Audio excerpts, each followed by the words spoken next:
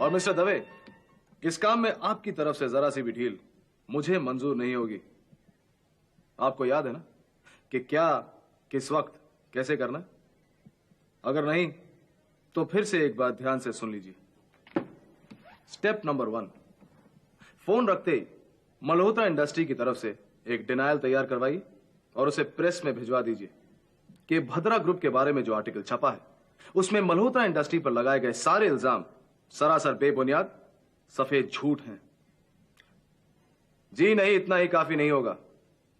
Step number 2, एक party organise कीजिए जिसमें प्रेस के नामी गनामी लोगों को आप बुलाएंगे, उन्हें अच्छा खाना खिलाएंगे, अच्छी शराब पिलवाएंगे और फिर उनसे कहेंगे कि उनके आर्टिकल्स के द्वारा वो पिछले वाले आर्टिकल को पूरी तरह झुठला दे, झूठा साबित करें। ठीक समझा आपने मिस्टर दवे। मैं रिश्वत देने की ही बात कर रहा हूं। खरीद लीजिए उन प्रेस वालों को और उनसे कहिए कि पिछले आर्टिकल छपवाने वालों को पूरी तरह बर्बाद कर दे, क्योंकि वो लोग मेरे जातीय दुश्मन हैं। जी हां, मैं शाम को फिर से एक बार आपसे बात करूंगा। कम इन।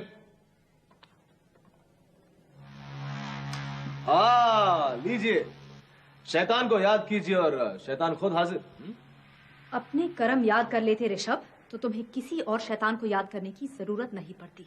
गायत्री, अपनी जबान को लगाम दो। पहले अपनी जबान साफ करो, फिर किसी दूसरे की जबान पर लगाम रखने की बात करो। क्यों? तुम्हारे साथ और किस तरह बात करूं? पढ़ा मैंने तुम्हारा वो आर्टिकल जो तुमने करण के पापों पर पर्दा डालने के लिए छापा है। मिस गायत्री मल्होत्रा, तुम तो केशव मल्होत्रा की औलाद हो ना? मतलब तुम्हारे अंदर भी मल्होत्रास का खून है। फिर मल्होत्रा इंडस्ट्री के सबसे बड़े गद्दार करण सिंह की पैरवी करते हुए तुम्हें जरा भी शर्म नहीं आई? वफादारी किस चिड़िया का नाम है तुम्हें शायद पता ही नहीं है।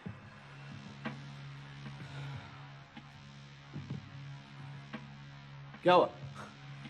चुप क्यों हो गई तुम? बोलती क्यों बंद हो गई? मैं तुम्हें सुन रही हूँ ऋषभ, और तुम्हें जितना ज्यादा सुनती हूँ मुझे लगता है मेरी पहली नफरत बहुत कम थी। तुम इससे कहीं ज्यादा नफरत के लायक हो। गायत्री!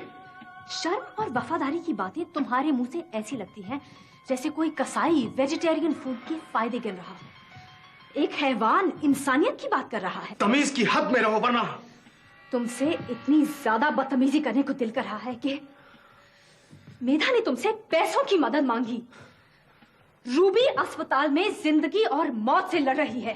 दिल्ली जाने के बजाय तुमने मेधा से कहा कि वो यहाँ आए, तुमसे यहाँ से पैसे लेकर जाए। एक मिनट, क्या कहा तुमने? रूबी अस्पताल में? आज मैं जिससे सबसे ज्यादा नफरत करती हूँ ऋषभ, वो तुम हो। और तुम करण की बात करते हो। तुम्हारा सबसे बड़ा गद्दार ऋषभ खुद तुम हो। लेकिन गायत्री, मैं तो कुछ... गायत्री, मेरी बात सुनो। मुझे... विकास, पैसों का इंतजाम हो गया, रात तक पहुंच जाएंगे। कुछ दवाइयां और रुपए मैं डॉक्टर को दे चुका हूं। मेधा, क्या कहता है डॉक्टर? रूबी की तबीयत में कुछ सुधार हुआ? हाँ मेधा, तुम ऋषभ से बात करने गई थी, क्या वो आ रहा है ना? वो ऋषभ? कौन ऋषभ? मेधा, जो ऐसे वक्त में मेरे साथ नहीं हो सकता वो मेरा अपना कैसे हो सकता है?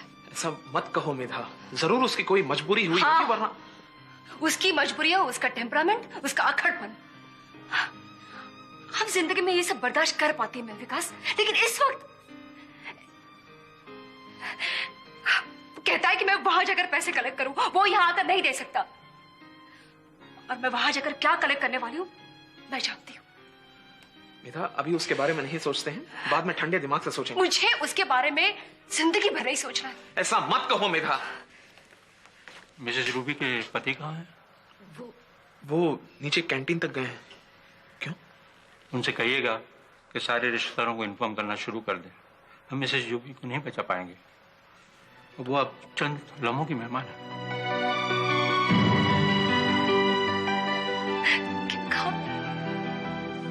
क्या कहा आपने?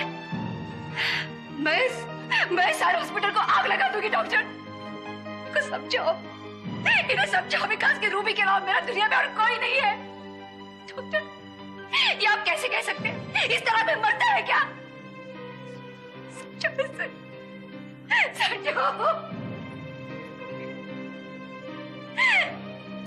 तुम जानते हो कि उसके अलावा मेरा कोई नहीं है।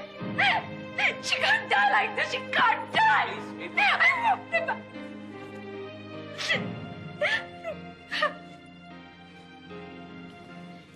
नहीं गायत्री, मैं फिर भी नहीं मानता। मैं अक्सर ऋषभ से नाराज रहता हूं, बल्कि उसके बिहेवियर पर मुझे एतराज भी है। I don't like it when he is in a temper. लेकिन ऐसे हालातों में वो अपनों के साथ इस तरह का बर्ताव करे, मुझे बिल्कुल यकीन नहीं होता। अब मैं आपको कैसे यकीन दिलाऊं अंकल? ऋषभ ने ऐसा ही किया है। रूबी हॉस्पिटल में क्रिटिकल कंडीशन में पड़ी हुई है और मेधा ने उससे पैसों की मदद मांगी तो उसने निहायत बदतमीजी से मना कर दिया। लेकिन गायत्री, अंकल शुरू में मैं भी यही समझती थी कि अगर ऋषभ की कोई खामी है तो वो है उसका टेम्पर, उसका गुस्सा। लेकिन अब जाके मुझे पता चला कि वो निहायत खुदगर्ज और सेल्फिश इंसान है। आई एम सॉरी बेटे, लेकिन मुझे फिर भी यकीन नहीं होता। Rishabh can not do something like this. बेटा, तुम उसे चंद महीनों से जानती हो, लेकिन मेरे सामने वो बड़ा हुआ पला है। उसके अपनों को उसकी जरूरत हो और वो इस तरह का बर्ताव करे, ऐसा हो ही नहीं सकता। वो किसी से मुंह नहीं फेरे। अब आप यकीन करने को तैयार ही नहीं है तो I will not believe it. Please don't try and convince me on this issue at least. तुम ये चेक लेकर सीधा दिल्ली चली जाओ। मैं अपने बैंकर से बात कर लूंगा। और हाँ, मैं तुम्हें, मेरा मतलब है रूबी या मेधा को, पैसे की वजह से कोई तकलीफ नहीं आने दूंगा। अंकल, मुझे आपसे इतनी मदद की उम्मीद ही नहीं थी। Thank you. बेटा, कभी कभी इंसान जो दिखता है वैसा होता नहीं। जैसे कि ऋषभ।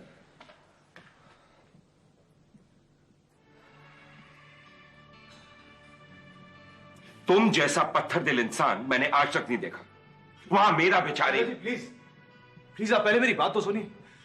चाचा जी, वहां दिल्ली में क्या क्या चल रहा है, मुझे इस बात का इल्म भी नहीं था। और उस दिन जब मेधा का फोन आया था, मुझे कुछ सुनाई नहीं दे रहा था। टेलीफोन लाइन में डिस्टर्बेंस थी। चाचा जी, रूबी की हालत के बारे में मुझे कुछ नहीं पता था। झूठ बोल रहा है ये सच है। ये बिल्कुल सच है चाचा जी। और वैसे भी तुम्हारे सामने सच साबित करने में मुझे कोई दिलचस्पी नहीं है। इस वक्त मेधा को मेरी जरूरत होगी। और चाचा जी, मैं सिर्फ आपको इन्फॉर्म करने आया था कि मैं अभी इसी वक्त दिल्ली जा रहा हूं।